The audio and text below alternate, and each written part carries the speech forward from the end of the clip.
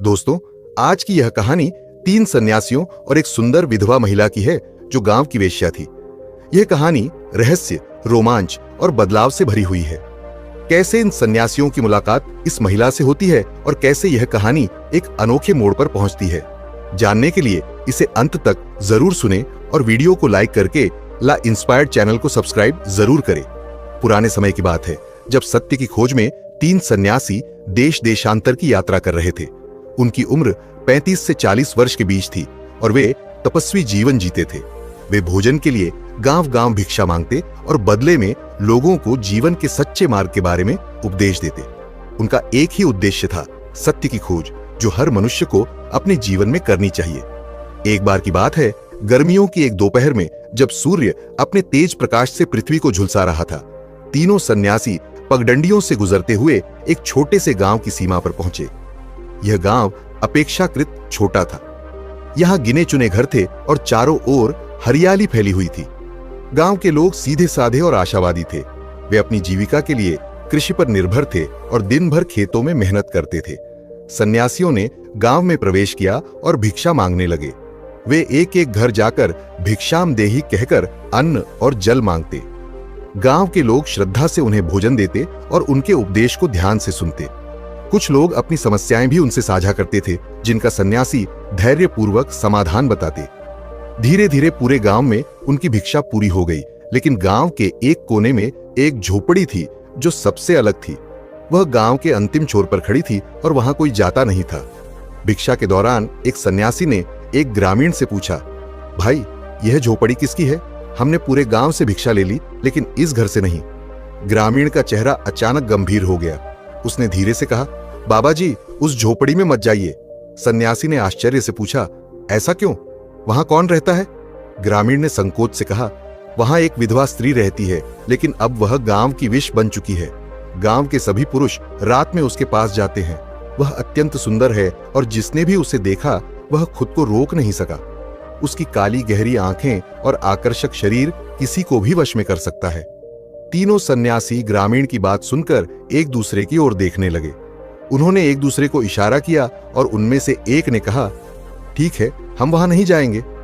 ग्रामीण संतुष्ट होकर चला गया, लेकिन सन्यासियों के मन में जिज्ञासा जाग उठी। वे सोचने लगे, क्या सच में इस महिला का सौंदर्य इतना प्रभावशाली है? क्या यह केवल उसकी सुंदरता का आकर्षण है या कुछ और? आखिरकार तीनों ने निर्णय लिया कि उन्हें इस महिला से मिलना चाहिए।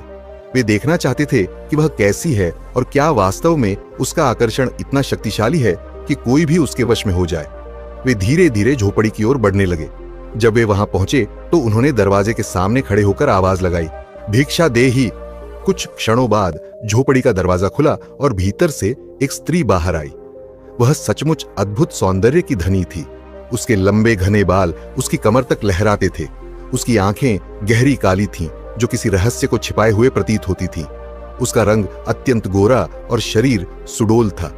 सन्यासियों ने एक क्षण के लिए उसे देखा, लेकिन तुरंत अपने मन को स्थिर कर लिया। महिला ने एक मोहक मुस्कान के साथ उन्हें प्रणाम किया और कहा, यह मेरे लिए सौभाग्य की बात है कि आज मेरे द्वार पर सन्यासी आए हैं। पहले तो यहाँ केवल पुरुष आते थे, लेकिन वे किसी और उद्देश्य से आते थे। आज पहली बार कुछ भिक्षा मांगने आए हैं। उसके स्वर में एक अजीब सी नटखटता थी जो किसी को भी प्रभावित कर सकती थी। सन्यासियों ने शांत भाव से कहा, देवी, क्या हमें कुछ भोजन या पानी मिल सकता है? महिला ने हंसते हुए कहा, भोजन छोड़िए, कुछ और चाहिए तो बताइए। सन्यासी मुस्कुराए और बोले, नहीं देवी, हम मोह माया से दूर हैं, हमें केवल थोड़ा जल पिला दीजिए। महिला ने इशारा किया, तो आइए भीतर चलिए, मैं आपको पानी लाकर देती हूं। तीनों सन्यासियों ने देखा कि यह महिला अत्यंत चतुर है। उसकी बातें और उसका रूप किसी साधारण पुरुष को वश में करने के लिए पर्याप्त थे। फिर भी वे निडर होकर भीतर चले गए। वे जमीन पर बैठ गए और कुछ देर बाद महिला पानी लेकर आई। उन्होंने पानी पिया और वह उनके सामने बैठ गई। तभी उनमें से एक सन्यासी ने उससे पूछा, देवी, क्या तुम्हारा स्वभाव बचपन से ही ऐसा था या परिस्थितियों ने तुम्हें ऐसा बना दिया? महिला ने पहली बार चौंक कर उन्हें देखा। उसने कहा, आज तक किसी ने मुझसे यह प्रश्न नहीं किया। लोग मेरे पास आते हैं, लेकिन केवल मेरे शरीर को पाने के लिए। कोई मुझसे यह नहीं पूछता कि मैं कौन हूं, मेरा अतीत क्या है, मैं क्या चाहती हूं। इतना कहते ही उसकी आंखों में हल्की नमी आ गई। कुछ क्षणों की चुप्पी के बाद महिला ने कहना शुरू किया, मेरे पति की मृत्यु कुछ महीने पहले हो गई। मैं अकेली रह गई। कोई सहारा नहीं था, कोई खेत नहीं था, कोई काम नहीं था। जब मैंने काम की तलाश की तो हर पुरुष मेरा शोषण करने की कोशिश करता। तब मैंने सोचा, क्यों ना मैं स्वयं ही वह बन जाऊं जिससे लोग आकर्षित होते हैं। तीनों सन्यासियों ने गहरी सांस ली और उन्होंने उसकी व्यथा को महसूस किया। अब आप ही बताइए, महिला ने कहा, क्या मैं गलत हूं? जब पेट की आग जलती है तो इंसान कुछ भी करने को मजबूर हो जाता है। समाज बिना कुछ दिए कुछ नहीं देता और मैं बदले में अपना शरीर देकर अपना जीवन चला रही हूं। सन्यासियों ने उसकी बात सुनी, लेकिन वे जानते थे कि यह मार्ग उसे कहीं नहीं ले जाएगा। तीनों सन्यासी ध्यानपूर्वक उसके चेहरे के भावों को पढ़ रहे थे। उनमें से सबसे अनुभवी सन्यासी, जिसे लोग देवर्षि कहते थे, सोमेश्वर ने कहा, देवी, संसार का नियम बड़ा विचित्र है। यह वही समाज है जो पहले किसी का शोषण करता है और फिर उसी पर उंगली उठाता है। लेकिन यह सत्य नहीं कि जीवन यापन का केवल यही एक मार्ग है। महिला ने कड़वाहट भरी मुस्कान के साथ कहा, बाबा, यदि यह मार्ग गलत है तो फिर समाज ने मुझे दूसरा मार्ग क्यों नहीं दिया? जब मेरे पति की मृत्यु हुई तब क्या कोई मेरा सहारा बना? नहीं, तब सबने मुझे बस एक वस्तु की तरह देखा। तीनों सन्यासियों ने उसकी पीड़ा को महसूस किया, लेकिन वे जानते थे कि किसी भी आत्मा का परिवर्तन एक गहरी प्रक्रिया।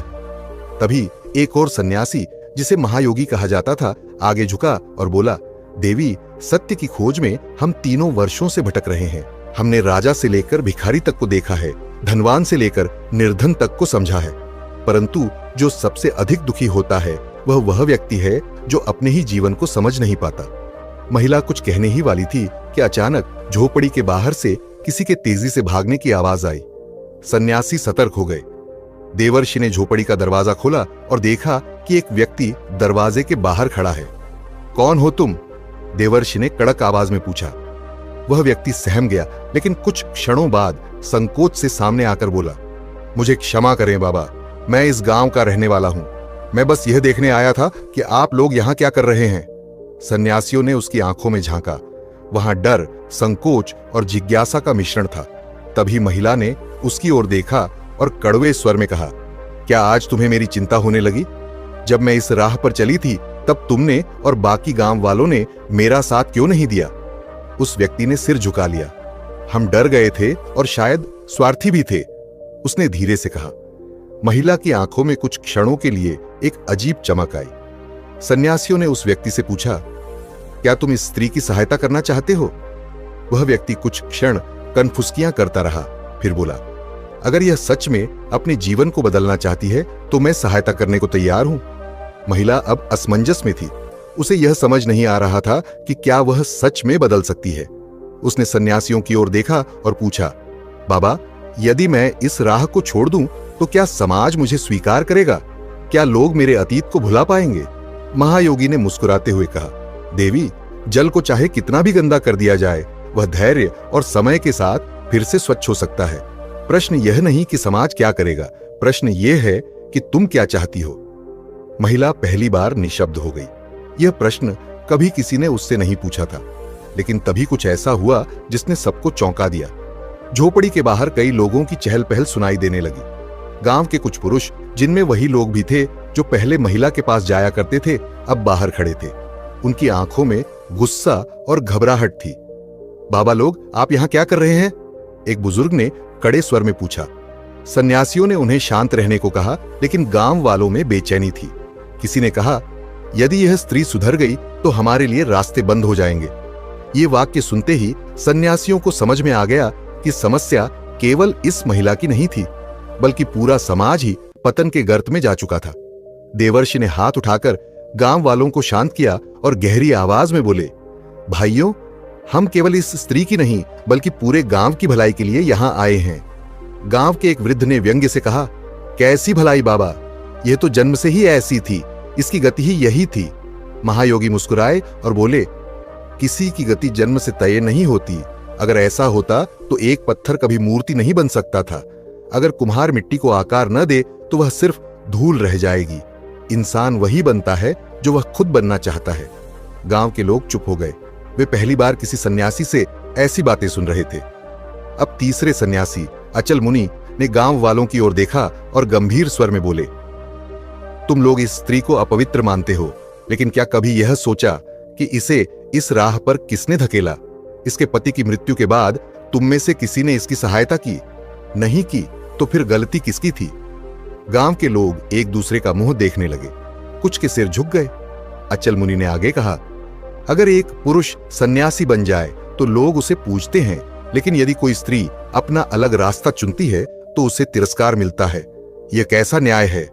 गांव में कानाफूसी होने लगी। कुछ लोग मानो इस बात से सहमत होने लगे थे। सन्यासियों के शब्द सुनकर महिला की आंखों में आंसू आ गए। उसने हाथ जोड़कर कहा, बाबा, आज आपने पहली बार मुझे इंसान की तरह समझा है। मैं अपने अतीत से मुक्त होना चाहती हूं, कृपया बताएं मैं क्या करूं? महायोगी बोले, देवी, सबसे पहले तुम्हें खुद पर विश्वास करना होगा। समाज का डर छोड़ो और अपने लिए एक नई राह चुनो। महिला ने सिर झुका लिया। फिर धीरे धीरे उसने अपने गहने उतारकर सन्यासियों के चरणों में रख दिए और बोली, आज से मैं अपनी पुरानी पहचान छोड़ रही हूं। मैं अब एक नया जीवन शुरू करूंगी। गांव के लोग यह देखकर आश्चर्यचकित रह गए। कुछ के मन में ग्लानि थी, कुछ के मन में सम्मान का भाव जाग उठा था। अब देवर्षि गांव वालों की ओर मुड़े और बोले, अब यह स्त्री नया जीवन शुरू करना चाहती है, लेकिन प्रश्न यह है, क्या तुम लोग इसे स्वीकार करोगे? गांव में फिर से हलचल मच गई। कुछ लोगों ने सिर हिला दिया, लेकिन कुछ अब भी संदेह में थे। तभी एक वृद्ध किसान आगे बढ़ा और बोला, बाबा, आपने हमारी आंखें खोल दी। अगर यह अपने जीवन को बदलना चाहती है तो हमें इसे स्वीकार करने में कोई संकोच नहीं होना चाहिए। चाणक्य सिर्फ राजनीति और कूटनीति के ही ज्ञाता नहीं थे, बल्कि वे समाज, रिश्तों और मानव स्वभाव के भी गहरे जानकार थे। उनकी नीतियां आज भी लोगों को मार्गदर्शन देती हैं। चाणक्य ने स्त्रियों के स्वभाव और उनके गुणों पर भी कई महत्वपूर्ण बातें कही हैं। उनके अनुसार कुछ विशेष गुण वाली महिलाएं पुरुषों को सहज ही आकर्षित कर लेती हैं और जीवन भर उनके मन पर राज करती हैं। चलिए वीडियो को शुरू करते हैं। उससे पहले वीडियो को लाइक करके, चैनल को सब्सक्राइब करके कमेंट में अपना प्यारा सा नाम जरूर बताएं। पहली आदत, मधुर वाणी और संजीदगी। मधुरम ही विजानंती संतः साधु भिरुच्यते, अर्थात मधुर वचन ही व्यक्ति को श्रेष्ठ बनाते हैं। चाणक्य कहते हैं कि मधुर वाणी का जादू ऐसा होता है जो किसी भी व्यक्ति को सहज ही प्रभावित कर सकता है। एक महिला जो अपनी बात को संयम और मिठास से कहती है, वह पुरुषों के दिल में विशेष स्थान बना लेती है। बिना किसी दिखावे के सहज और स्पष्ट संवाद करने वाली महिलाएं अधिक आकर्षक लगती हैं। दूसरी आदत, बुद्धिमत्ता और निर्णय लेने की क्षमता। न बुद्धिर्यस्य बलम तस्य निर्बुद्धेस्तु कुतो बलम। बुद्धिमान व्यक्ति ही वास्तव में शक्तिशाली होता है, निर्बुद्धि का कोई बल नहीं होता। चाणक्य कहते हैं कि सिर्फ सुंदरता ही नहीं, बल्कि एक महिला की बुद्धिमत्ता और उसकी समस्या समाधान करने की क्षमता भी पुरुषों को आकर्षित करती है। जो महिलाएं निर्णय लेने में सक्षम होती हैं, अपने करियर या जीवन के प्रति गंभीर होती हैं, वे पुरुषों को लंबे समय तक प्रभावित करती हैं। तीसरी आदत, आत्मनिर्भरता और आत्मसम्मान। स्वावलंबी व्यक्ति ही सच्चे अर्थों में स्वतंत्र होता है। आत्मनिर्भर महिलाएं पुरुषों को अधिक आकर्षित करती हैं। चाणक्य कहते हैं कि जो स्त्री खुद के